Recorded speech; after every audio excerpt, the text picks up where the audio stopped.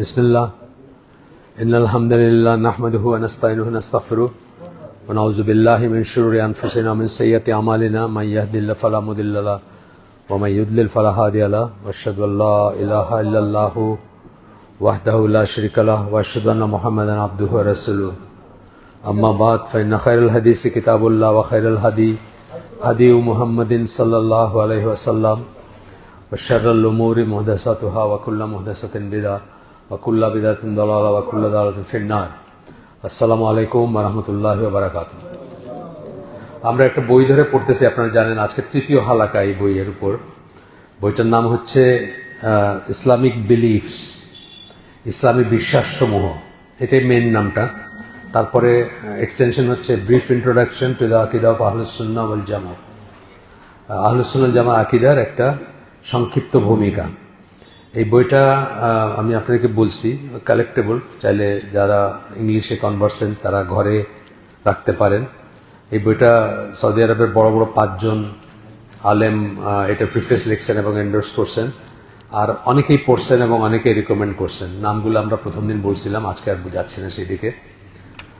আমরা এটা 3rd আয়োজন এখানে এই বইয়ের উপরে এই বনশ্রীতে। গতদিন আমরা যে চ্যাপ্টারটা পড়তেছিলাম শেষ হয় না এই চ্যাপ্টারটা, বাকিটুকু আজকে পড়ব। সেটা হচ্ছে যে ইমানের নানা রকমের ডেফিনেশন, ইমানের নানা রকমের ডেফিনেশন বা সংজ্ঞা বা ব্যাখ্যাও বলতে পারেন নানা ধরনের। তো গতদিন যেটা শেষ করছি তারপরে আজকে যেখান থেকে পড়ব, এখানে আব্দুল বার বলে একজন আছেন, স্কলার আছেন, ওনার একটা বর্ণনা পড়ব। উনি বলতেছেন যে দ্য স্কলার্স অফ ফিক অ্যান্ড হাদিস, হাদিস এবং স্কলারের হাদিস এবং ফিকের যেসব স্কলার আছেন, আলেম আছেন, তারা এই ব্যাপারে একমত যে বিশ্বাস বা ইমান হচ্ছে is both words and deeds, কথা এবং কাজ দুইটাই, এবং and that no deeds are valid unless accompanied by the correct intention. কোনো কাজ, প্রথমে বললেন কথা এবং কাজ দুইটা মিলায় হচ্ছে ইমান, তারপরে বললেন যে কোনো কাজ ভ্যালিড না যতক্ষণ না সঠিক নিয়ত না থাকে তার সাথে। In their view faith increases by means of obedience and decreases by means of disobedience. স্কলাররা মনে করেন, আহলুস সুন্নাহ ওয়াল জামাত স্কলাররা, যে ইমান ভালো কাজ করলে বা আনুগত্যের কাজ করলে, আল্লাহর আনুগত্যের কাজ করলে ইমান বাড়ে, এবং আল্লাহর অবাধ্যতার কাজ করলে ইমান কমে। And all acts of worship and obedience are faith in their views. যত ইবাদত এবং আনুগত্যের যত কাজ আছে সেগুলাও ইমানের অংশ তাদের মতে। এখানে 3টা কথা মূল। একটা হচ্ছে যে আমল হচ্ছে ইমানের অংশ, আমল ছাড়া কোনো ইমান নাই। কেউ যদি বলে যে তার ইমান আছে অথচ সে আমল করে না, তার ইমানের কোনো মিনিং নাই। এটা হচ্ছে একটা অংশ। আরেকটা অংশ হচ্ছে যে ইমান বাড়ে এবং কমে, এবং সেই অংশে ইম্পর্টেন্ট কথা হচ্ছে যে যত ভালো কাজ করবেন, যত ইবাদতের কাজ করবেন, আনুগত্যের কাজ করবেন আল্লাহ, আপনার ইমান বাড়তে থাকবে, এবং যত আল্লাহ বিরুদ্ধ কাজ করবেন, গুনার কাজ করবেন অথবা অনানুগত্যের কাজ করবেন, আল্লাহর বিরুদ্ধ কাজ করবেন, তত আপনার ইমান কমতে থাকবে। আচ্ছা, এরপরে বলতেছেন যে আহলুস সুন্নাহ জামাত বলে যে whoever separates action from faith is a মুরজি। মুরজিয়া বলে একটা সেক্টের কথা আমরা বলছিলাম, যারা ডিভিয়েন্ট সেক্ট বা বিচ্যুত দল, ইসলামের সিরাতুল মুস্তাকিম থেকে বিচ্যুত দল। তখন বলতেছেন যে কেউ যে অ্যাকশনকে ইমান থেকে আলাদা করে, অর্থাৎ ইমানের সাথে অ্যাকশনের কোনো ব্যাপার নাই, অ্যাকশন আলাদা ইমান আলাদা, তার কথা বলতেছেন সে হচ্ছে একটা মুরজিয়া, এবং সে মিসগাইডেড ইনোভেটর, মানে পথভ্রষ্ট এবং বিদাতি। এরপরে আহলুস সুন্নাহ ওয়াল জামাত থিঙ্ক দ্যাট, এটা খুব ইম্পর্টেন্ট জিনিস। দেখেন, আমরা এইভাবে হয়তো চিন্তা করি না আগে কখনো। আহলুস সুন্নাহ ওয়াল জামাত মনে করে, আহলুস সুন্নাহ ওয়াল জামাত কাকে বলে, আকিদা কাকে বলে, সালাফ কাকে বলে, এগুলা আমরা শেষ করে আসছি, আমরা নতুন করে আবার বলতে যাচ্ছি না। এগুলো কিন্তু আমরা ডেফিনিশনগুলো একটা একটা করে পড়ছি আগে।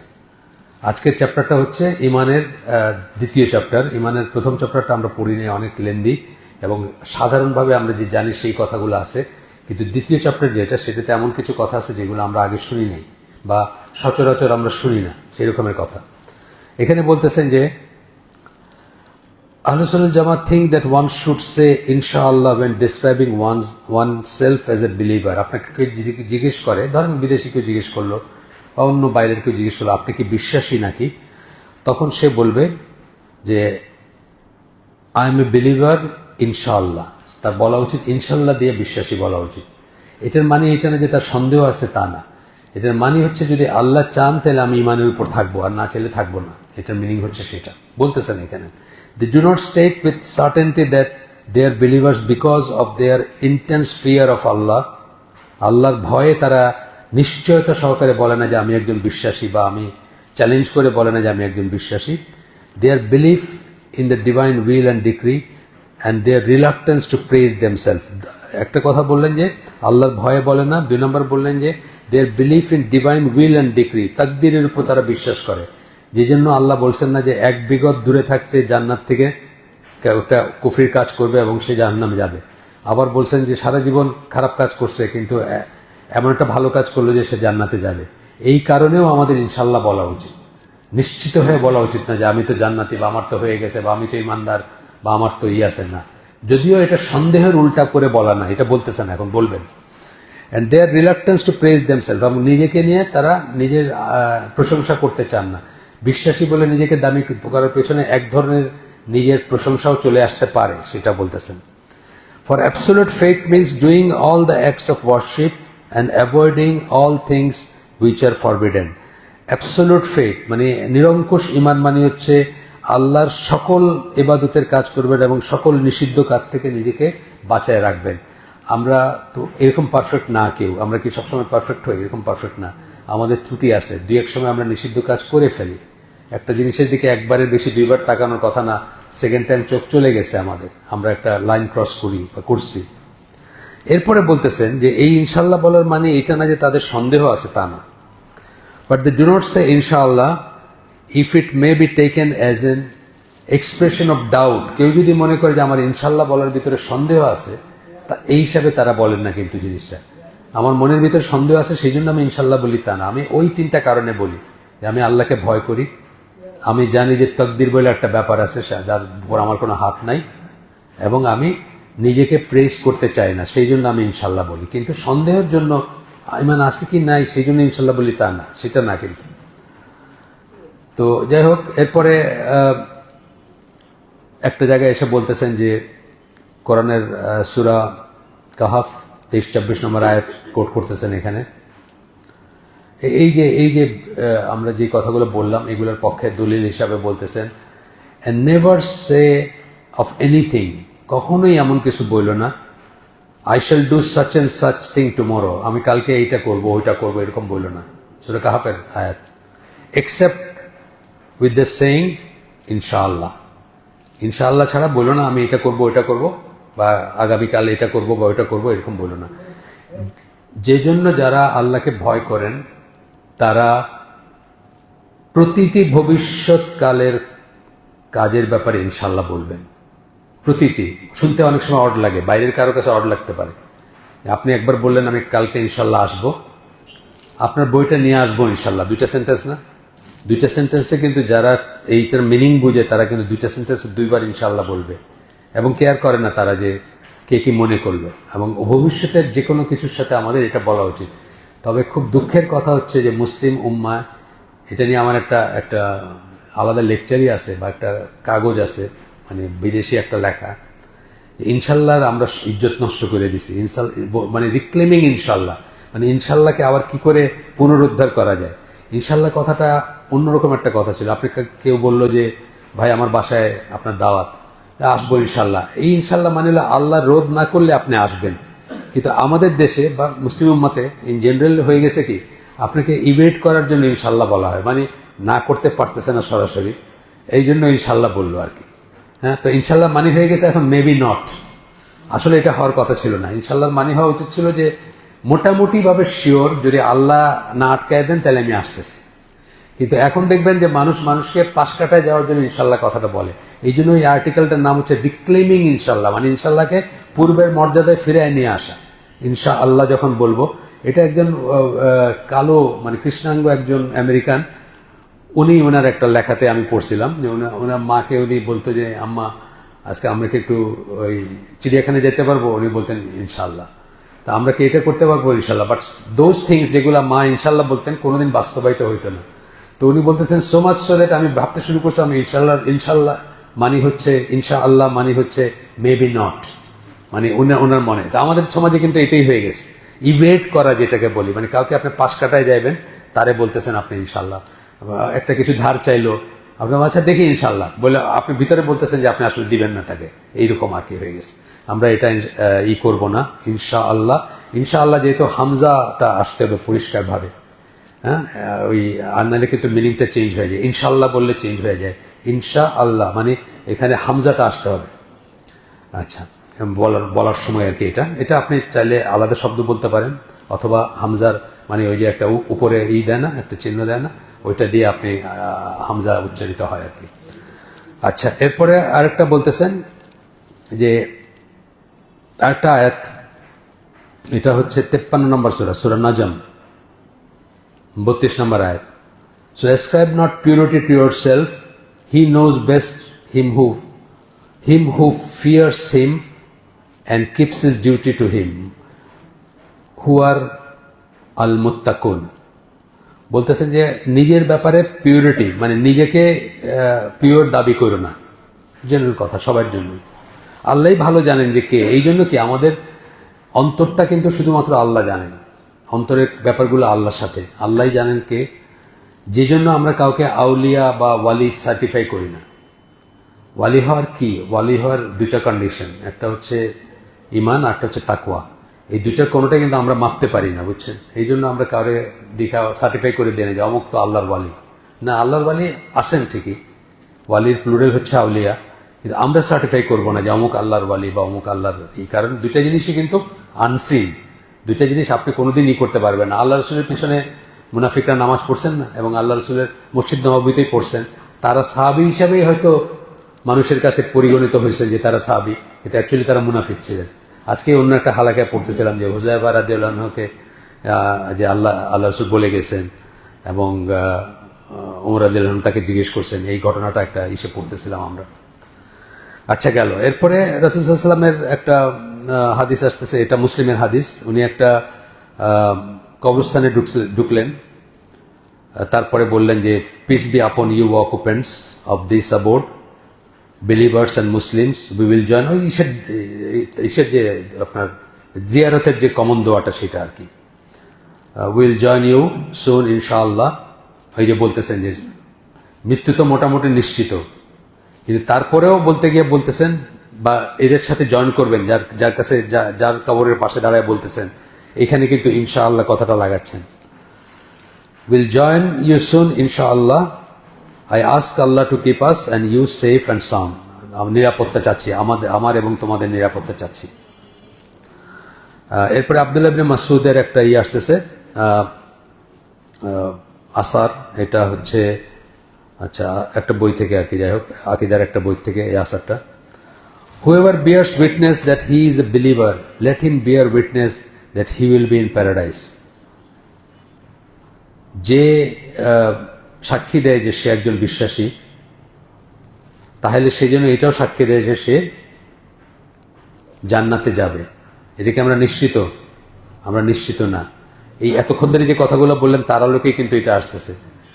জান্নাতে যাওয়া যদি আমরা নিশ্চিত না হই, তাহলে আমরা যেন নিশ্চিতভাবে মানে করে না বলি যে আমরা অবশ্যই বিশ্বাসী, আমরা বলবো ইনশাআল্লাহ আমরা বিশ্বাসী। এই কথাটার জন্য এটা বললেন আর কি।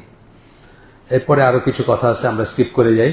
আহমদ বিন হাম্বলের একটা আসতেছে, ওনার একটা বক্তব্য আসতেছে ইমান সম্বন্ধে। আমরা কিন্তু এই চ্যাপ্টারটা পড়তেছি ইমানের ডেফিনিশন, নানা রকম ব্যাঙ্গেল থেকে ইমানের ডেফিনিশন সেগুলা পড়তেছি। উনি বলতেছেন, ইমানের কথা বলতেছেন, ইমান হচ্ছে ওয়ার্ডস, ডিডস এন্ড ইন্টেনশন, কথা, কাজ এবং নিয়ত, তিনটা বললেন।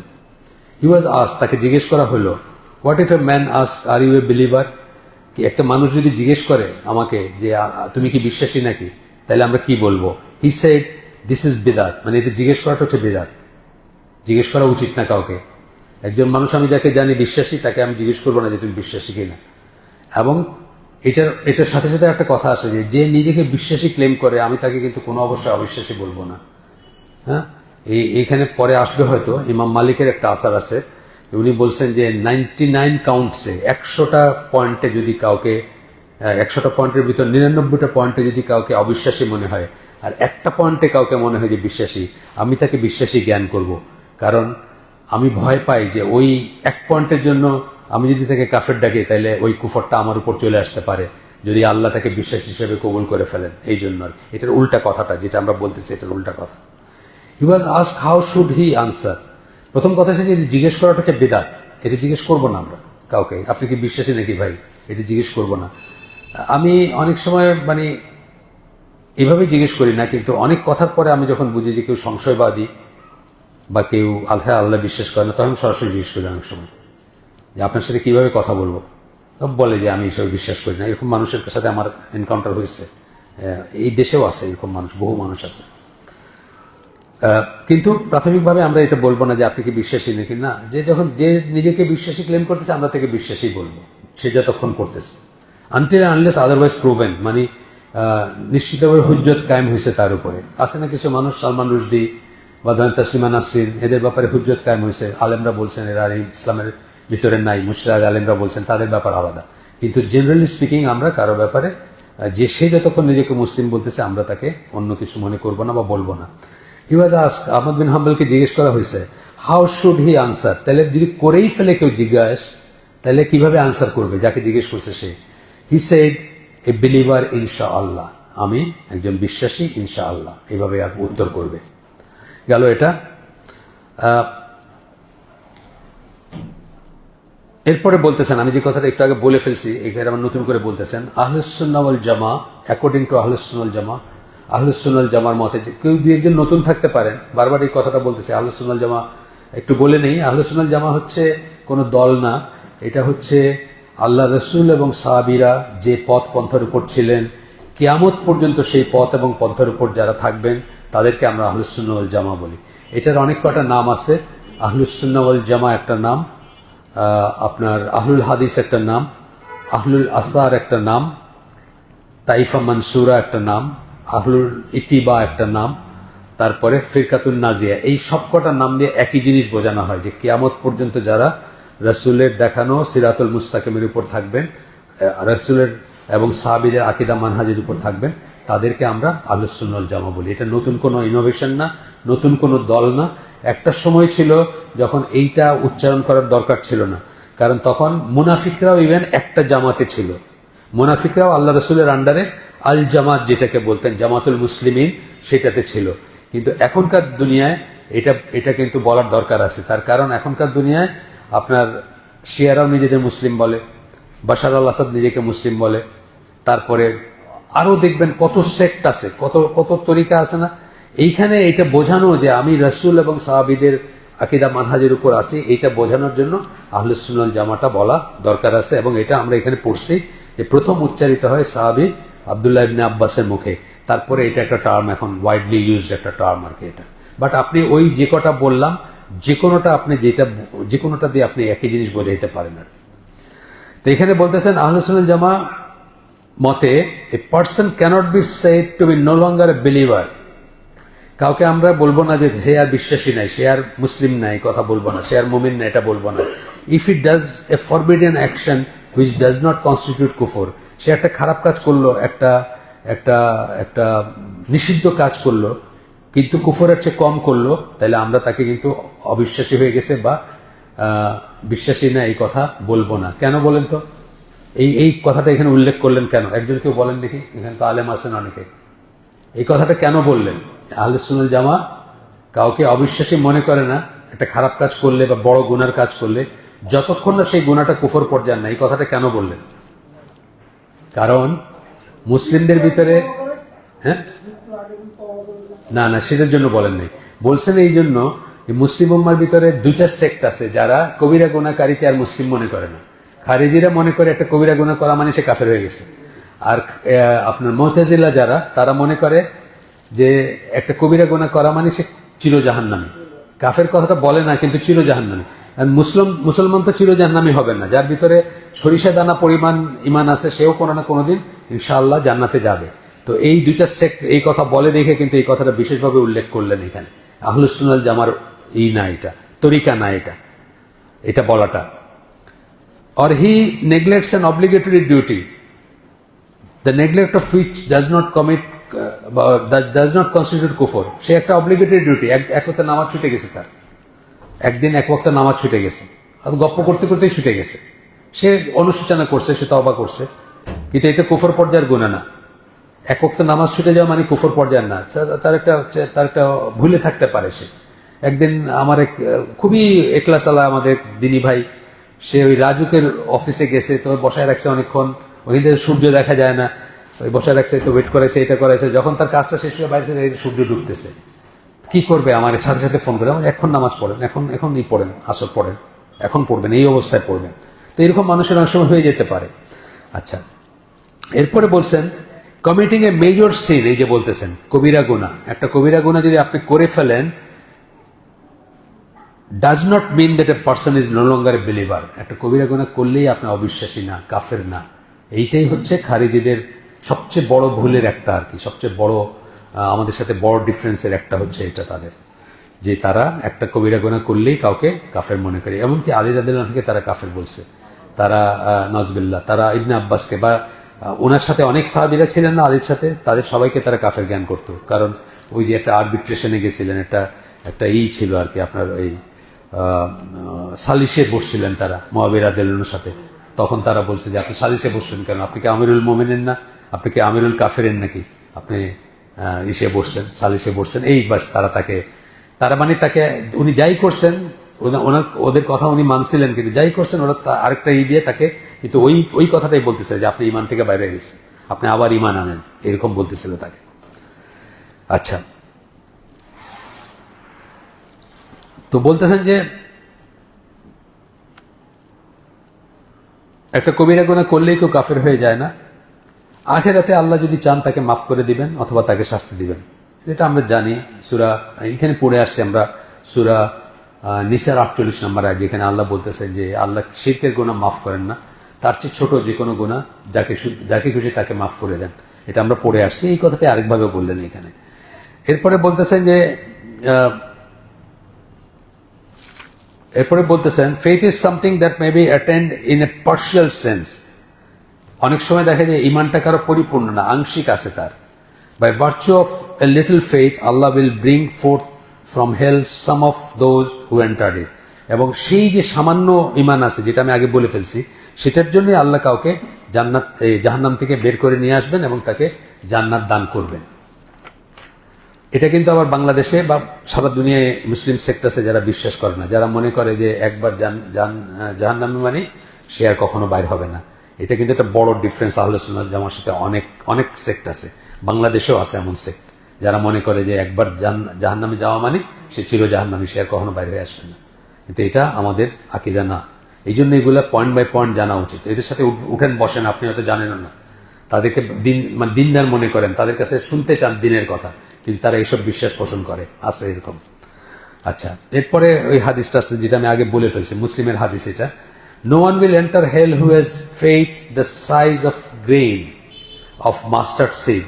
সরিষা দানা পরিমাণ ইমান নিয়ে। ইমান যখন আমরা বলি তখন কিন্তু আমরা তাওহীদ ভিত্তিক ইমান বলি, আমরা কিন্তু শিরক কুফরের ভিতর ডুবে থাকা ইমান বলতেছি না।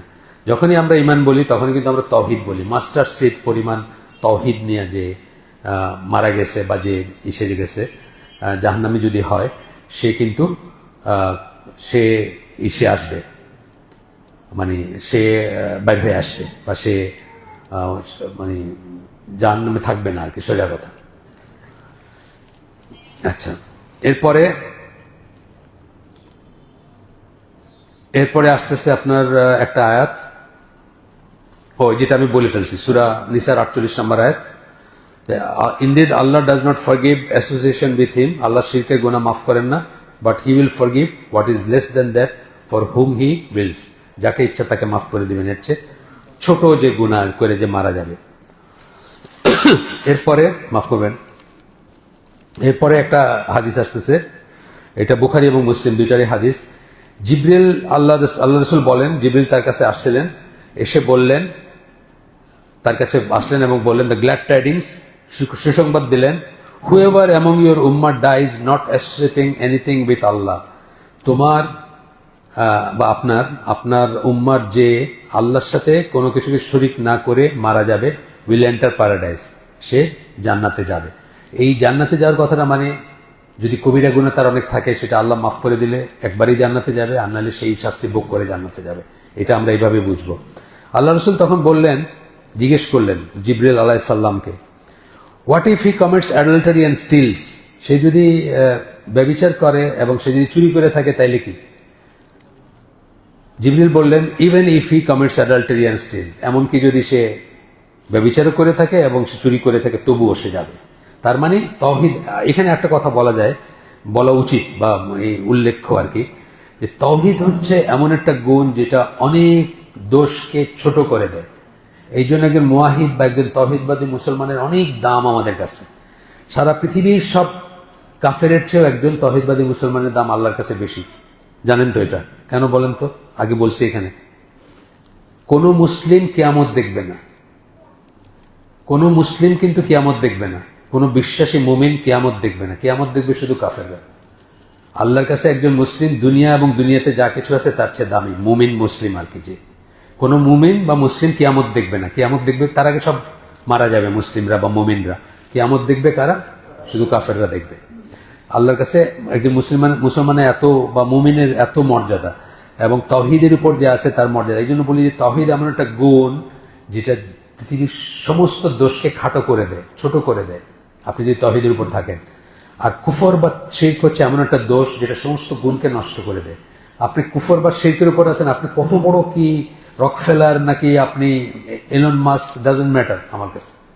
আপনি আগুনের ফডার, মানে জ্বালানি, আগুনের জ্বালানি। আর আপনি যদি তাওহীদের উপর থাকেন, আপনার কত দোষ আছে সব আমার কাছে খাটো হয়ে যাবে, সব ছোট হয়ে যাবে। এই জন্য আমাদের এই পচা দেশটা, যতটুকুই তাওহীদবাদী আছেন যারা আছেন, এই দেশটা আমেরিকার মতো সোনার উপায়ে মুড়ে দেওয়া দেশের চেয়ে আমাদের কাছে শ্রেষ্ঠ বা শ্রেয়। আমরা এটাকে বেশি পছন্দ করি বা করব। এখানের আজান, এখানের সালাত, এখানের জামাত, এটাকে আমরা অনেক বেশি ভ্যালু করি। দেন ওইখানে বসে বড় বড় স্যান্ডউইচ খাওয়া আর বড় বড় গাড়ি চালানো, হ্যাঁ, লিমোজিন চালানো হচ্ছে আমাদের জন্য এটা অনেক বেশি ভ্যালুয়েবল। এটা বা আরো রুক্ষ দেশ আছে, ইয়েমেন বা আরো অনেক দেশ আছে না, যে অনেক অভাবী দেশ আছে। মরিতানিয়া ধরেন, খুবই অভাবের দেশ, কিন্তু এখানে ইসলামে খুব শক্ত ইসলাম এখানে। তো সেই দেশগুলো আমাদের কাছে অনেক বেশি ভ্যালুয়েবল। আবু হুরায়রা রাদিয়াল্লাহু আনহু বর্ণনায় একটা হাদিস আসতেছে, এটা হচ্ছে আচ্ছা, এটা হাদিস ঠিক না, এটা আসার।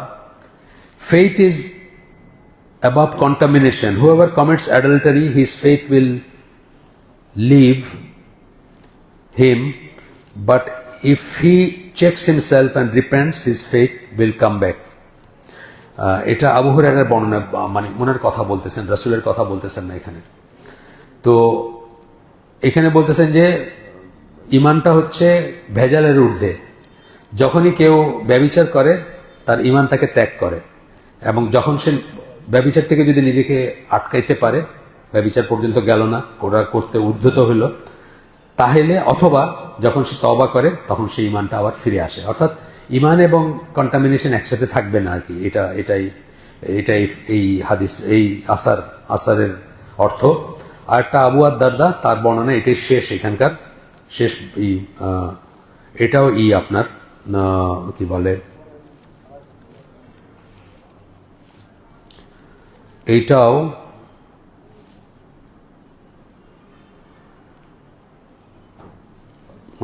ফুটনোটে অনেক কথা আছে, ইমাম বুখারীর অনেক কথা আছে, কিভাবে হাদিস কালেক্ট করছেন এই সমস্ত কথাবার্তা আছে। যাই হোক, তো এটা আবু দারদা ওনারই, faith is no more than a shirt which one of you takes off and puts on again. ঈমান হচ্ছে একটা জামার মতো যেটা তোমাদের কেউ খুলে ফেলে আবার পরে। By Allah, no person feel secures in his faith, but it will be taken away and he will find that he had lost. আচ্ছা, বলতেছেন যে আল্লাহর কসম, ইমান নিয়ে কেউ সিকিউর ফিল করে না, ইমান নিয়ে কেউ নিশ্চিত হইতে পারে না, নিশ্চিন্তে বসে থাকতে পারে না। এটা আজকে এসে পড়তেছিলাম, আজকের হালাকায় হাফিজ ইবনুল কাইমের একটা বই ছিল সকালে, সেখান থেকে আমরা এরকম জিনিসই পড়তেছিলাম যে ফেথনেস সিকিউরড হবে কেবলমাত্র বোকা যে সে, অথবা যে আসলে মুনাফিক সে হবে। মুনাফিকই কেবল তার নিজেকে নিয়ে নিরাপদ বোধ করবে যে আল্লাহর কাছে সে নিরাপদ। যে পায়াস, যে মুত্তাকি, সে সারাক্ষণ টেনশনে থাকবে যে সে মৃত্যু পর্যন্ত ইমানের উপর থাকবে কিনা, ইমানের উপর থাকতেছে কিনা, আল্লাহ তাকে শেষ পর্যন্ত নিয়ে যাবেন কিনা, মৃত্যু পর্যন্ত আছে না ইমান, ইয়াকিন আসা পর্যন্ত ইবাদত করছে বলছেন সূরা হিজর 99 নম্বর আয়াত। এই ইয়াকিন মানে হচ্ছে মৃত্যুর ফেরেশতা যখন দেখবে কাফের মুশরিক সবাই কিন্তু আল্লাহ বিশ্বাস করবে, কিন্তু আপনাকে বলতেছেন আল্লাহ ওই পর্যন্ত ইবাদত করতে। তার মানে ওই পর্যন্ত যেন আপনি নিশ্চিত না হন বা নিশ্চিন্ত না হন যে আমার তো হয়ে গেছে, আমার আর ইবাদত করার দরকার নাই, এটা যেন না করেন আর কি। এটাই বলতেছেন আবু আদ-দারদা আরেকভাবে, no one feel secure in his faith but it will be taken away. কেউ যদি একদম নিশ্চিত হয়ে যায় যে আমার আর কিছু দরকার নেই, সেই ইমান তার কাছ থেকে সরায় নেওয়া হবে।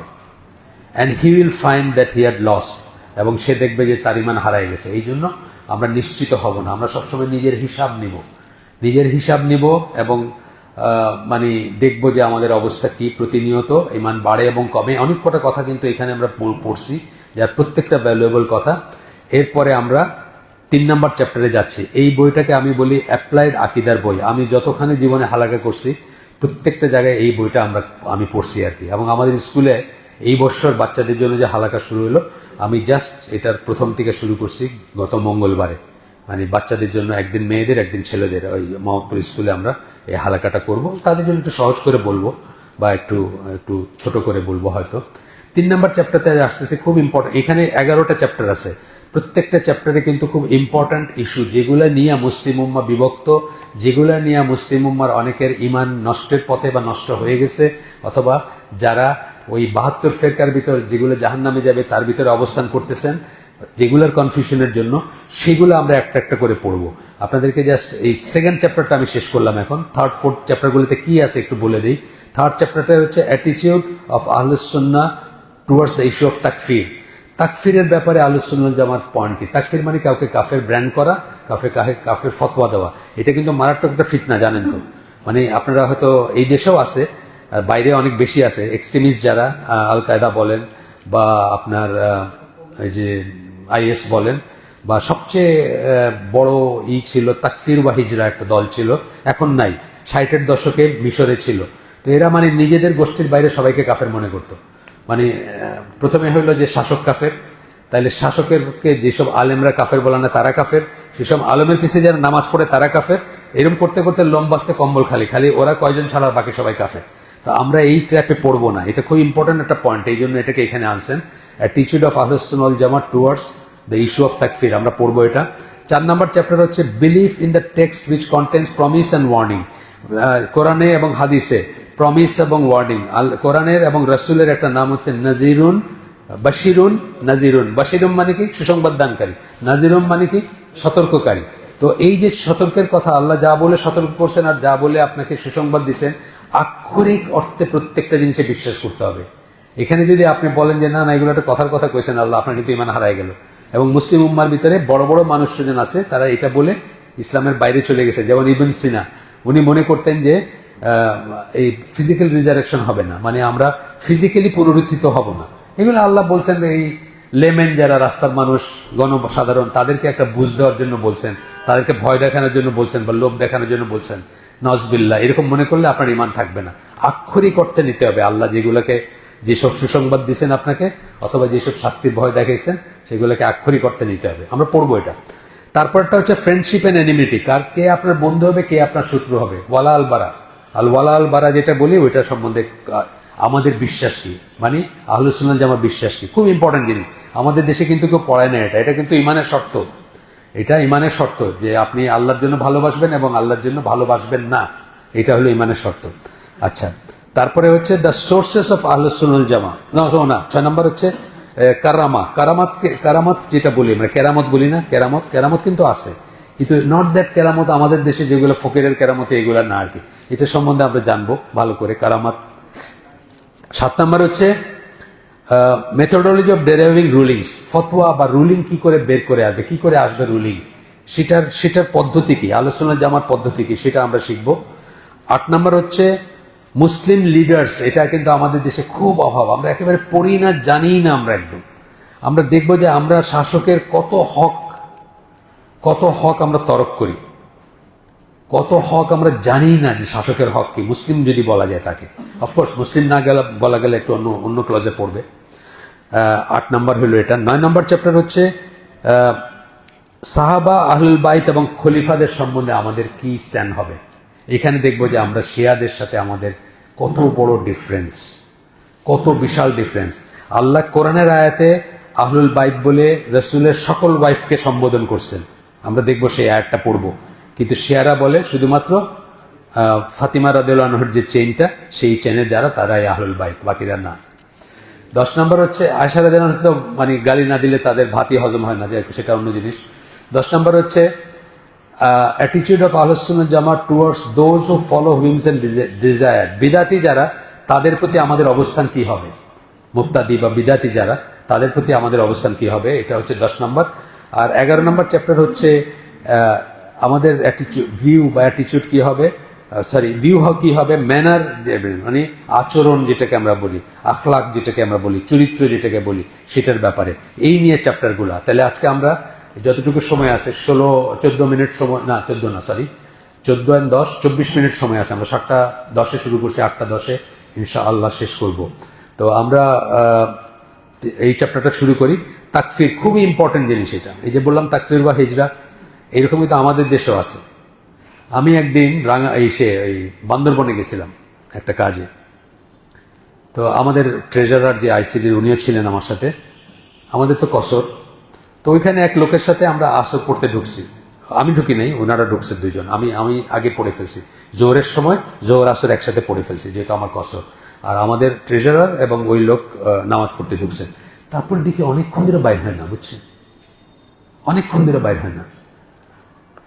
আমি বললাম যে আসরের নামাজের পরে তো আর কোনো নামাজ নাই, বাইরে হলে যখন, তখন আমাদের ট্রেজারার সাহেবকে জিজ্ঞেস করলাম যে কি ব্যাপার আপনারা এতক্ষণ, আমি হাঁটাহাঁটি করলাম অনেকক্ষণ ধরে, ওই যে ওই ভাইয়ের কথা বলতেছে যে উনি যে ইমামের পেছনে নামাজ পড়ছে, ওনার সন্দেহ হয়েছে এনার পেছনে নামাজ হবে কিনা, সুতরাং উনি আবার 4 রাকাত নামাজ আলাদা করে নিজে পড়ছে আর কি।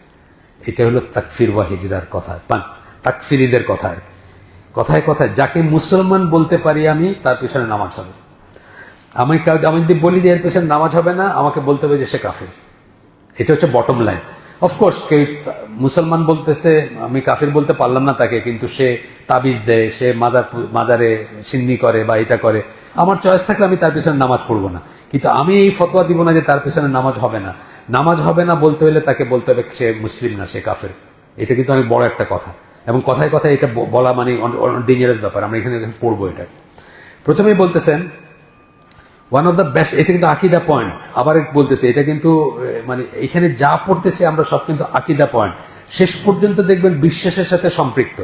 যে খারেজিরা যে আলী রাদিয়াল্লাহু আনহুকে কাফের বলছে বা কবিরা গুনাহকারীকে কাফের বলে, এটা কিসের সাথে সম্পৃক্ত? বিশ্বাসের সাথে সম্পৃক্ত, আকিদার সাথে সম্পৃক্ত।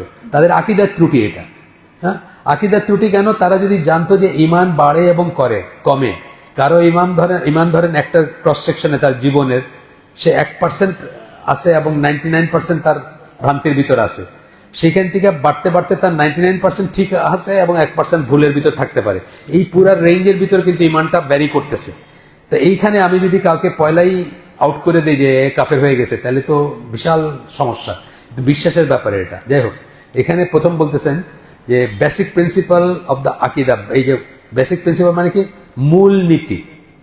হ্যাঁ, মূলনীতি মানে প্রাথমিক মূলনীতি, বেসিক একদম প্রাথমিক মূলনীতি হচ্ছে আকিদা অফ আহলুস সুন্নাহ জামা। আমরা যার ভিতর থাকতে চাই, সেই এক ফেরকার ভিতর থাকতে চাই আমরা, সেটা বলতেছি না, কিন্তু আমরা সেখানে সবাই যেতে চাই না, যে আমরা আল্লাহ রসুল যেটাকে বলছে জান্নাতে যাবে ওইটার উপর থাকতে চাই, আমরা খোঁজ করবো সেটার। এটা আমাদের এখানে যারা বসছে সবাই তা না হইতে পারি, আমি নাও হইতে পারি, কিন্তু আপনারা খোঁজ করবেন সেটা কোনটা, সেটার উপর নিজেকে নিয়ে যাবেন। তো বলতেছেন যে বেসিক প্রিন্সিপাল অফ আকিদা অফ আহলুস সুন্নাহ জামা is that they do not denounce any specific Muslim person as a কাফির for committing a sin that constitutes কুফর এক্সেপ্ট আফটার প্রুফ। একটা কুফরের গুনাহ যদি করে তাকেও আমরা একটা মুসলিমকে স্পেসিফিক পার্সনকে কাফের বলবো না। কুফরের গুনাহ করতেছে তাও না, কেননা তার উপর হুজ্জত কায়েম না হয়ে থাকতে পারে, তাকে কেউ হয়তো বোঝাই নাই যে এটা কুফর। বহু মানুষ আছে আমাদের সমাজে যে জানেই না যে এই কাজটা কুফর। সুতরাং আমরা বড় জোর বলতে পারি কাজটা কুফর, কিন্তু তাকে কাফের বলতে পারি না, কারণ আমি জানি না তার উপর হুজ্জত কায়েম করা হয়েছে কিনা। For example Kamal Hossain, doctor Kamal Hossain, উনি সংবিধান রচনা করছেন না, বলা হয় বাংলাদেশে। এই কাজটা তো কুফর। আল্লাহ বিরুদ্ধে যা কিছু রচনা করছেন আল্লাহর আইনের বিরুদ্ধে কুফর না, কিন্তু তাকে আমি কাফের বলবো না, বিকজ আমি জানি না তার উপর, উনি যদি নিজেকে মুসলমান বলেন আমি তাকে কাফের বলবো না, বিকজ আমি জানি না তার উপর হুজ্জত কায়েম করা হয়েছে কিনা। যদি তাকে ডাইকা সবাই মুফতিরা বসায় বলেন যে আপনি যে এটা করছেন এটার জন্য তওবা করেন, এটা কিন্তু এটা কিন্তু এটা কিন্তু, তারপরে যদি বলেন তাহলে হয়তো অন্য কথা। এটা আমার কাজ না, প্রথম কথা হচ্ছে আমার কাজ না, কাউরে কাফের বানানো আমার কাজ না। এখন উনি মারা গেলেন বোধহয় অল্প দিন আগে, সেনা প্রধান ছিলেন। তো 2008 সালের ইলেকশনের আগে ওনাকে কেউ জিজ্ঞেস করছে যে টিভিতে বা কিছুতে, ওই যে ইলেকশনের সময় হয় না, উনি ইলেকশন খেলছিলেন আর কি, তো উনি টিভিতে বলছেন আমি আল্লাহর আইন চাই না। এখন এই যে কথাটা বলছেন, উনি এটা জামাতের বিরোধিতা করতে বলছেন, উনি আসলে চিন্তা করে বলেন নাই। কারণ আমি ওনাকে ডিওএইচএস এর মসজিদে যাইতে দেখছি, তো আমি ডিওএইচএস একটা হালাকা করতাম, ওইখানে রিটায়ার্ড আর্মি অফিসাররা থাকতো, বা একজন আমার জিজ্ঞেস করে বলছে যে উনি যে এই কথা বলেন উনি কি মুসলমান আছেন? আমি বললাম দেখেন এই কথা আমি বলতে পারবো না, আপনি কি শুনতে চাইতেছেন আমি জানি না। আমি বলবো যে কথাটা কুফর, কিন্তু উনি কথাটা কুফরের কথা, কিন্তু উনি মুসলমান কিনা এই কথা আমি বলতে পারবো না, কারণ আমি মসজিদে যেতে দেখি। মসজিদে যেতে দেখি মানে উনি তো নিজেকে মুসলিম মনে করেন, বা উনি তো আল্লাহ বিশ্বাসী। এখন ওনাকে ডাইকে যদি কেউ বোঝায় এটা বলতো, আর তারপরে উনি বলতেন আমি আল্লাহর আইন চাই না, তখন আমি বলতে পারতাম একটা কিছু। এখন তো আমি বলতে পারবো না এটা, কিন্তু কাজটা কুফরের কাজ, আমরাও কিন্তু এইভাবে দেখব। এরপরে বলতেছেন যে এই যে জিনিসগুলা তাকফিরের ব্যাপারগুলো অনেক সূক্ষ্ম জিনিসের সাথে করা আছে। কি মনে করে বলছে, কোন অবস্থায় বলছে, কেন বলছে। হ্যাঁ, এই সে মোহাম্মদ বিন আব্দুল ওয়াহাব, ওনার একটা আছে যে মোমেন বান্দা অজ্ঞতাবশত কিছু কুফরের কথা বললেই সে কাফের হয়ে যায় না। এটা দলিল সুন্নাত থেকে আসছে, আপনাদের এখানে বলছি আমি আগে। সুন্নাত থেকে দুইটা দলিল আসছে। একটা হলো কি, একজন সাহাবী ছিলেন, উনি পানি ভয় পাইতেন খুব, কৃতদাস ছিলেন। তাকে তার মনিবরা পানিতে চুবাইতেছে আর বলতেছে যে তুমি বলো যে তুমি ঈমান ত্যাগ করছো, তুমি এই মুহাম্মদের ধর্ম ত্যাগ করছো। উনি বলছেন ভয়ে, প্রাণে ভয়, রাসূলের কাছে আসছেন, ইয়া রাসূলুল্লাহ আমার তো ঈমান চলে গেছে, মানে এইটা বলতেছে সামারি। আল্লাহ রাসূল বলছেন তোমার ভিতরে কি ঈমান ছিল ওই সময়? বলে হ্যাঁ, ভিতরে তো পুরোপুরি ঈমান ছিল, আমি শুধুমাত্র প্রাণ ভয়ে বলছি এটা। উনি বলছেন তোমার ঈমান আছে, কোনো সমস্যা নাই, আবারও যদি তারা তোমাকে ভয় দেখায় তুমি আবারও ওই কথা বলবা। এটা একটা দলিল যে মোমেন বান্দা মানে কোনো এটা হলো ফোর্সড হয় যদি সে, তখন যদি সে কুফরের কথা বলে সে কিন্তু কাফের না। এখানে উনি ফোর্সড না। আরেকটা হচ্ছে অজ্ঞতাবশত, সেটা কি জাতানমাত। ওই যে সাহাবীরা হুনাইনের যুদ্ধের সময় বলছিলেন যে ইয়া রাসূলুল্লাহ আপনি আমাদেরকে এমন একটা গাছ ঠিক করে দেন যেটাতে আমরা, আগে আমরা যখন মুশরিক ছিলাম তখন একটা গাছে আমাদের অস্ত্র ঝুলাই থাকলে আমরা মনে করতাম যে আমাদের সৌভাগ্য হবে, যুদ্ধে আমরা জিতবো। তা আপনি এখন আমাদের জন্য নতুন একটা গাছ ঠিক করে দেন যেখানে আমরা ঝুলাই রাখবো তরবারি বাহি। আল্লাহ রাসূল বললেন তোমরা তো মুসার উম্মতের মতো হয়ে গেছো। মুসার উম্মতরা চাইছিল না যে তাদের পূজা করার জন্য একটা কিছু দেখ, তো তোমরা, কিন্তু আল্লাহ রাসূল তাদেরকে বলেন যে তোমরা কাফের হয়ে গেছো। কেন? কারণ তারা অজ্ঞতাবশত বলছেন, তারা চিন্তা করে দেখেন না তারা কি বলতেছে। কথাটা বুঝছেন? এখান থেকে মোহাম্মদ বিন আব্দুল ওয়াহাব বলছেন যে মুমিন বান্দা অজ্ঞতাবশত কুফরের কথা বললেই সে কাফের হয়ে যায় না। আমরাও সেটাকে এইভাবে দেখব, তাকে বলবো যে উনি কুফর করছেন বা কুফরের কথা বলছেন, ওনার ভিতরে কুফর আছে, কিন্তু তাকে কাফের বলবো না, কারণ ওই যে হুজ্জত কায়েম করা হয় না। উনি কেন বলছেন, উনি যায় না বলছেন কিনা এটা আপনি জানেন না। আচ্ছা, এরপরে বলতেছেন ওই যে আমি বলে ফেলছি, এখানে বলতেছেন আয়েশা আহলুস সুন্নাহ জামাত do not denounce as a কাফের one who is forced to do such actions. গুল্লি ধরে রাখছে এখানে আর বলছে যে বলো আল্লাহ বিশ্বাস করি না, আপনি প্রাণের ভয়ে বলে ফেলছেন। ইমানদার, এমন ইমানদার মানুষের তাও বলবে না, সে মরে যাবে, সেটা আলাদা ব্যাপার, সেটা হলো এরকম এক্সেল করবে, যে বিশেষ লেভেলের আছেন সাহাবীদের একটা গল্প আছে এরকম। কিন্তু ওই বিদেশি ইসের কাছে, ওই খ্রিস্টান কারো রাজ দরবারে গেছিলেন সেখানে। কিন্তু সাধারণভাবে কি যদি আপনি বলেন আপনার ফোর্স হলে আপনি কাফের না। If his heart is still content with its faith, যদি অন্তরে যদি ইমান থাকে তাইলে কিন্তু তাকে কাফের বলা যাবে না।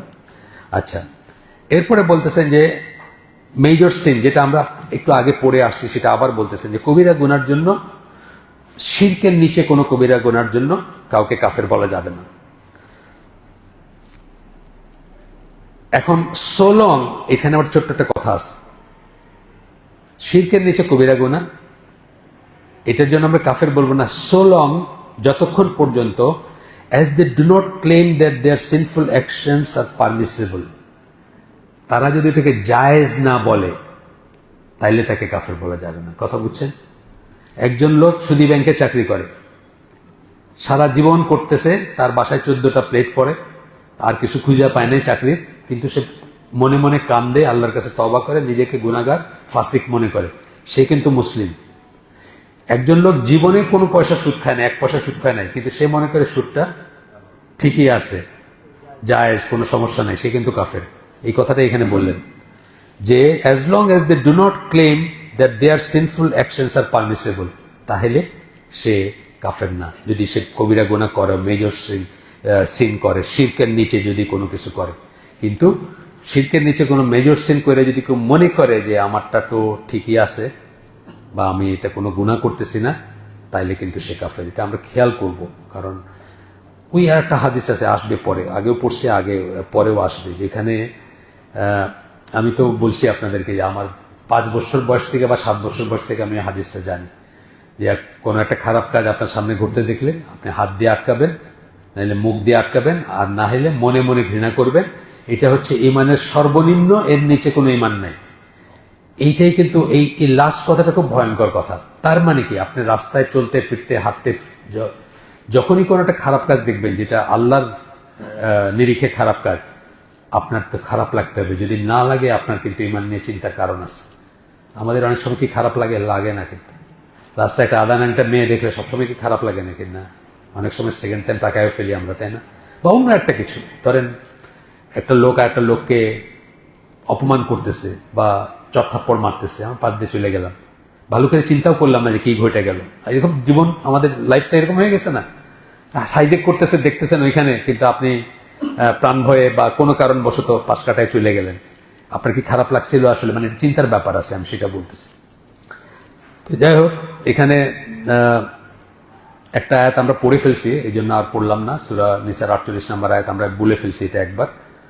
আর এইখানে একটা আয়াত আছে, এটা হচ্ছে সূরা জুমার 53 নম্বর আয়াত, যেখানে আল্লাহ বলতেছেন, হে আমার বান্দারা, বলো, রাসূলকে বলতেছেন, বলো হে আমার বান্দারা, মানে আল্লাহ বান্দাদেরকে বলবে, হু হ্যাভ ট্রান্সগ্রেসড এগেইনস্ট দেমসেলফ, যারা নিজের এগেইনস্টে সীমা লঙ্ঘন করছে, জুলুম করছে। জুলুম করছে মানে কি? খারাপ কাজ করছে এবং গুনাহ করে নিজের উপরে সীমা লঙ্ঘন করছে, নিজের এগেইনস্টে সীমা লঙ্ঘন করছে। Despair not of the mercy of Allah, আল্লাহর দয়ায় নিরাশ হও না। Verily Allah forgives all sins, আল্লাহ সকল গুনাহ মাফ করেন। এই সিনস যখন ইংরেজিতে বলা হয়, মানে এই ইসলামী লিটারেচারে আমার এক্সপিরিয়েন্স যতদিন ধরে আমি পড়ি, সিনস যখন বলা হয় তখন কবিরা গুনাহ মিন করা হয়। যখন সিনস বলা হয়, truly he is of forgiving most merciful, তওবা করলে আল্লাহ কবিরা গুনাহ যাকে ইচ্ছে তাকে মাফ করে দিতে পারেন। তবে কবিরা গুনার কন্ডিশন হচ্ছে তওবা করতে হবে।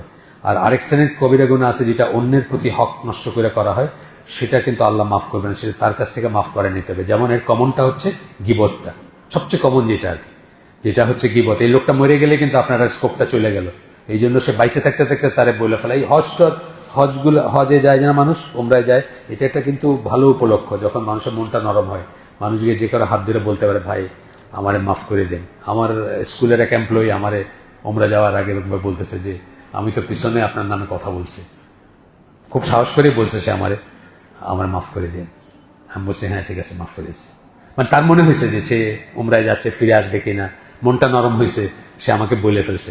সাধারণভাবে হয়তো কেউভাবে মুখের উপর বলবে না যে আমি তো আপনাদের আপনার পিছনে আপনার এগেনস্টে কথা বলছি, বলতে একটা সংকোচ লাগে না যে মানে কি মনে করবে আমাকে বা ই করবে না, কি মনে করবেটাও মানে পরে আটকে যাওয়ার চেয়ে বেটার। স্কলাররা বলেন গিবত করতেই যদি হয় তাহলে নিজের বাপ মার গিবত করেন, কারণ আপনার ভালো আমলগুলো বাপ মা পাক, অন্য বাইরের মানুষের না পায়, বাপ মা পাক, তাই না? মানে নিজের ঘরের ভিতর থাকুক ভালো আমলগুলো, বাইরে না গিয়ে। আচ্ছা, এরপরে আহলে সুন্নাত জামাত do not denounce anyone as a কাফির for a sin which there is no evidence in the Quran and Sunnah that it constitutes kufr. কোরআন এন্ড সুন্নাহ থেকে কোনো একটা গুনাহ যেটা কোরআন এন্ড সুন্নায় কোনো দলিল নাই যে এটা কুফর, সেটার জন্য আহলে সুন্নাত জামাত কাউকে কাফির হিসাবে ডিনাউন্স করবে না। দলিলটা কোথা থেকে আসতে হবে? কোরআন এবং সুন্নাহ থেকে। আপনার কাছে একটা গুনাহ অনেক বড় মনে হইতে পারে, হ্যাঁ। মোহাম্মদ বিন আব্দুল ওয়াহাবের একটা গল্প বলছি, আপনি বলছি কিনা আমি জানি না। উনি আয়সা একদিন বলছেন যে ওই দেখে আসলেন যে স্টুডেন্টদের বলতেছেন যে দেখে আসছেন যে ওই এক লোক মুরগি কাইটা তার রক্ত দিয়ে কোথাও ঘুরে ঘুরে কি জানি পড়তেছে, মানে তন্ত্রমন্ত্র করতেছে আর কি কিছু। তো ওনার স্টুডেন্টদের ভিতরে তেমন কোনো রিয়েকশন উনি দেখেন নাই। তো পরে আরেকদিন উনি এসে বলতেছে যে জানো নাকি এরকম একটা লোক আছে যে মায়ের সাথে জিনা করছে, সব পোলাপান দাঁড়ায় গেছে, মারতে যাবে তারে। তখন বলতেন সুবহানাল্লাহ, আমি আইসা প্রথম দিন তোমাদের শিরকের একটা কথা বললাম, তোমাদের কোনো রিয়েকশনই নাই, আর আজকে যেটা বললাম এটা তো কবিরা গুনাহ, এটার এক্সপ্রেশন আছে, এটার শাস্তি আছে, এটা শাস্তি প্রযোজ্য হইলে তার হয়তো মাফ করে দিতে পারেন আল্লাহ তাকে। সেই কবিরা গুনার জন্য তোমরা দাঁড়ায় গেল সব। আর শিরকের কথা বললাম যেদিন আইসা যে তন্ত্রমন্ত্র করতেছে কি জানি পড়তেছে মুরগির রক্ত দিয়া ছড়ায় ছড়ায়, তোমরা সেটার জন্য কিছুই করলে না। অনেক সময় কিন্তু আমাদের প্রায়োরিটিটা চেঞ্জ হয়ে যায়, আমরা বুঝি না। এখানে যদি বনশ্রীতে শুয়োরের গোষ্ঠের দোকান খুললে একটা, সবাই আপনার উঠে গিয়ে ভাঙিয়ে দিবেন শুয়োরের গোষ্ঠের দোকান, হ্যাঁ। শুয়োরের গোষ্ঠ আল্লাহ হারাম বলছেন কিন্তু যুদ্ধ ঘোষণা করেন নাই। ব্যাংক আছে কয়টা বনশ্রীতে? ব্যাংক আছে শতখানেক, আপনার তো ভাঙতে যান না ব্যাংক। মানে প্রায়োরিটিটা চেঞ্জ হয়ে গেছে, আমরা আসলে বুঝি না যে কোনটা বেশি মারাত্মক বা কোনটা বেশি ডেঞ্জারাস, তাই না? আমাদের ইটা উল্টায় গেছে। তো এই জন্য বলতেছে যে কোরআন এবং হাদিসের দলিল লাগবে যেটা কুফর, আপনি মনে করলেই হবে না, কোরআন এবং হাদিস থেকে দলিল লাগবে। আচ্ছা, এরপরে আমি আসলে জাস্ট আপনাদেরকে দেখাই এই যে সবুজ দাগ যেগুলো, এগুলো শুধু পড়তেছি। আপনারা মনে করেন না যে আমি সারা পৃষ্ঠা পড়ে যেতেছি, তা না। এগুলো আমি হোমওয়ার্ক করে আসছি বা অনেকবার পড়াইছি। সবুজ দাগগুলো দেখলে আমার মনে পড়তেছে কি বলতে হবে, আমি সেটা বলতেছি। আচ্ছা, এরপরে বলতেছেন আরেক জায়গায় এসা যে এই যে কথাগুলো আমরা বললাম মাত্র, এই কথাগুলা this is in contrast to misguided groups who জাজ the one who commits a major sin to be a কাফের। এই কথাগুলো বললাম, আমি আগেই বলে ফেলছি। বলতেছেন যে ওইটার বিপরীতে যায় যে কতগুলা মানে বিপদগামী গ্রুপ আছে যারা এইগুলাকে কুফর বলে মনে করে বা কাফের মনে করে, এই মানুষগুলাকে যারা এইসব করে। To be in a position between belief and কুফর, or to be in a position between. বলতেছেন যে আমরা সেরকম মনে করি না, আমরা যতক্ষণ পর্যন্ত কুফর প্রমাণিত না হবে, হুজ্জতকার না হবে, ততক্ষণ তাকে বিশ্বাসী মনে করি। এখানে একটা হাদিস আসতেছে, মুসলিমের হাদিস। If a man says to his brother, একজন মানুষ যদি তার ভাইকে, মুসলিম ভাইকে বলে ও কাফের, এইভাবে যদি ডাকে হে কাফের, then one of them must bear the burden, তাহলে একজনের উপর ওই বোঝাটা আসবে। কিসের বোঝা? এই যে কাফের বললো এটার বোঝা, কুফরের। Either it is as he said, হয় এটা যেভাবে সে বলছে এটাই ঠিক, যদি বলে থাকে, তার যদি ওই জ্ঞান থাকে তাহলে ঠিক আছে, আর না হলে উইল কাম ব্যাক আপন হিম, নাহলে যে বলছে তার উপরে এটা ফিরে আসবে। এরকম ভয়ঙ্কর কথা। এইখান থেকেই এরপরে আরেকটা আসতেছে মুসলিমের হাদিস আবার, হুএভার কলস অ্যানাদার ম্যান এ কাফের, যে কেউ যে অন্য কাউকে কাফের ডাকবে, or an enemy of Allah, অথবা আল্লাহর শত্রু বলবে, when that is not the case, যখন সেটা আসলে ব্যাপারটা তা না, it will come back upon হিম, এটা তার নিজের উপর ফিরে আসবে। ভয়ঙ্কর কথা। আমার কি ঠেকা পড়ছে কাউরে কাফের ডাকার? আমার তো কোনো দরকার নেই, এটা আমার কাজ না। এটা কাজ হচ্ছে রাষ্ট্রের, মুসলিম রাষ্ট্রের বা ইসলামী রাষ্ট্রের, অথবা যারা এই কি বলে মুজতাহিদ আলেম, তাদের কাজ, এটা আমার কাজ না। এরপরে একই ধরনের হাদিস, বুখারীর হাদিস এটা, no man accuses another of evil doing or of কুফর, কাউকে ফিস্ক অথবা কাফেরের কুফরের ব্যাপারে যে অভিযুক্ত করে, but that will come back upon him, কিন্তু ওইটা তার উপর ফিরে আসতে পারে বা আসবে, if his counter part is not like that, যার কথা বললো সে যদি ফাসিক না হয়, কাফের না হয়, তাহলে এটা তার উপর ফিরে আসবে, বা সে যদি ফিক্স বা কুফরের উপর না থাকে তাহলে সেটা তার উপর ফিরে আসবে। এরপরে আরেকটা একই বুখারীর হাদিস আবার, whoever accuses a believer of being a kafir, it is as if he killed him. কেউ যখন একজন বিশ্বাসীকে কাফের বলে তহমত দেয় বা তাকে ডাকে, as if সে তাকে হত্যাই করে ফেললো। কেন বলেন তো এই কথা কেন বললেন? হত্যার চেয়ে খারাপ আসলে ব্যাপারটা। কেন হত্যার চেয়ে খারাপ? একজনকে যদি আপনি ধরেন, আপনি গায়ের মোড়ল, কথার কথা গ্রামের মোড়ল, আপনি একজন মানুষকে বললেন যে এই লোকটা কাফের, সবাই বিশ্বাস করে ফেললো কাফের, ইমিডিয়েটলি কি হইল? তার বউ তালাক হয়ে গেল।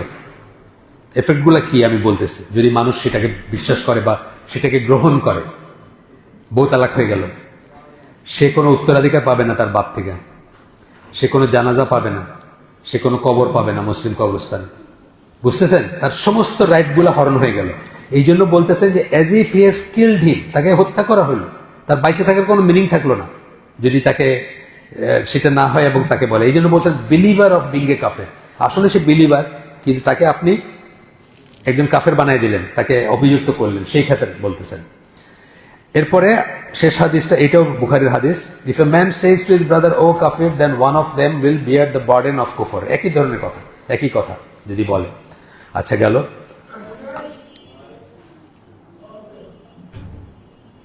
সমস্যা কোনো? 4 মিনিট আছে, 4 মিনিটে আমি একটা প্যাসেজ পড়ে দিই, তারপর আজকের জন্য শেষ করে দিব ইনশাআল্লাহ। আহলে সুন্নাহ জামা differentiate between a general ruling that describes the follower of bidah as committing sin or kufur and judging a specific person. এই আগে বলে ফেলছি আমি, জেনারেল রুলিং বললাম আমি যে এই কাজটা কুফর, এই কাজটা কুফর, ওই কাজটা কুফর, আর একজন পার্সনকে বলতেছে যে কাফের। দুইটার ভিতরে ডিফারেন্সিয়েট করতে হবে। ওই যে উনি বলছেন আমি আল্লাহর আইন চাই না, এই কাজটা কুফর, কিন্তু ওই পার্সনটা বলতে গেলে আমাকে সাবধান হইতে হবে। অথবা সংবিধান রচনা করছেন, আল্লাহর আইনের বিরুদ্ধে যদি করে থাকেন, সেই কাজটা কুফর, কিন্তু এই মানুষটাকে বলার আগে আমার 2বার চিন্তা করা উচিত, এটাই বলতেছে এখানে। আরো বেশ ইসে গেছেন, who has been proven to be a Muslim but who may have committed an act of bidah to be a sinner, evildoer or kafir. এগুলো আমরা বলবো না। They do not pass such a judgment against him until the truth has been explained to him. যেটা আগে বলে ফেলছি, হুজ্জত কায়েম করা। বাংলাদেশের শাইখুল হাদিস বুখারীর ট্রান্সলেশন করছেন, বইয়ের ভিতরে কুফর এবং শিরক ভর্তি। আমরা আকরামুজ্জামান বিন আব্দুল সালামকে জিজ্ঞেস করছিলাম যে ওনাকে কি মুমিন বলবো, আমরা মুসলিম বলবো? আকরামুজ্জামান বিন আব্দুল সালাম বললেন যে আমি তাকে মুসলিমই বলবো, তার কারণ আমি জানি না যে তার উপর হুজ্জত কায়েম করা হয়েছে। উনি আল্লাহ রাসূলের কাছে সরাসরি চাইতেছেন, হজ করতে গেছেন, কাসিদা লিখছেন, হে রহমতের সাগর, আপনি যদি আমাকে উদ্ধার না করেন আমার আর কোনো উপায় নাই। এগুলো তো আমরা কুফরবাসীর পর্যায়ে পড়ে রসুলের কাছে চাওয়া, ওইসে গিয়া ওই মদিনায় গিয়ে চাওয়া, বাই অনেকেই চায়, অনেক মানুষে চায়। এগুলা বিজাতীয় সংস্কৃতি থেকে আসছে, কিন্তু চায়। তো এখন এই কাজটা তো খারাপ কাজ বা কুফরের কাজ বা শিরকের কাজ, কিন্তু ওই যে ওনার উপর হুজ্জত কায়েম করা হয়েছে কিনা জানি না, এই জন্য উনি বলছেন যে না, আমি তাকে মুমিন বা মুসলিমই মনে করবো, আমি তাকে মুসলিমই মনে করবো। আকরাম ভাই সাথে একটা হালাকা একজন জিজ্ঞেস করছিল আমাদের এখানে একদিন। তো যাই হোক, এই মোটামুটিভাবে this has to do with subtle matters. এই কাফের ফতোয়া বা এই তাকিদ করাগুলা অনেক সূক্ষ্ম ব্যাপার আছে। As for clear matters, they do not denounce any specific person a kafir until the conditions of takfir have been met and impediments removed. দুইটা কথা বললেন, তাকফির করার কন্ডিশনগুলো মিট করছেন। কন্ডিশনগুলো কি? তাকে জ্ঞান দেওয়া হয়েছে, তাকে বলা হয়েছে, তাকে সাবধান করা হয়েছে, তাকে তওবা করতে বলা হয়েছে, তারপরেও সে ইনসিস্টিংলি করছে। এইসব হচ্ছে মানে কন্ডিশনগুলা। অথবা এই যা কিছু এটার বাধা, যেমন ধরেন কালকে মুসলমান হয়েছে একজন, সে এখনো ভালো করে কিছু জানেই না, মুখ দিয়ে তার একটা কথা বেরিয়ে গেছে বা একটা কাজ করে ফেলছে, তাই মানে কি তার একটা অজুহাত আছে না? এইগুলো সব দূর হবে, ততক্ষণ পর্যন্ত তাকে আমরা তাকফির করব না বা তাকফিরের প্রশ্ন ওঠে না, আহলে সুন্নাত জামা করবে না। আচ্ছা, এখানে আজকে জন্য শেষ করে দেই। সামনের দিন যেটুকু বাকি আছে, সেখান থেকে মানে আমরা এই চ্যাপ্টারটা শেষ করবো ইনশাল্লাহ। সুবহানাকা আল্লাহুম্মা বিহামদিকা আশহাদু আল্লা ইলাহা ইল্লা আনতা আস্তাগফিরুকা ওয়া আতুবু ইলাইক। আমরা যে শুনলাম তার ভিতরে ভালো কিছু শুনে থাকলে সমস্ত প্রশংসা আল্লাহর, আলহামদুলিল্লাহ। খারাপ কিছু শুনে থাকলে সমস্ত ব্যর্থতা আমার, এবং সেটা শয়তানের তরফ থেকে। আল্লাহ আমাদেরকে তৌফিক দেন আমরা যেটা ভালো শুনছি তার উপর আমল করার। আসসালামু আলাইকুম ওয়া রাহমাতুল্লাহি ওয়া বারাকাতুহু।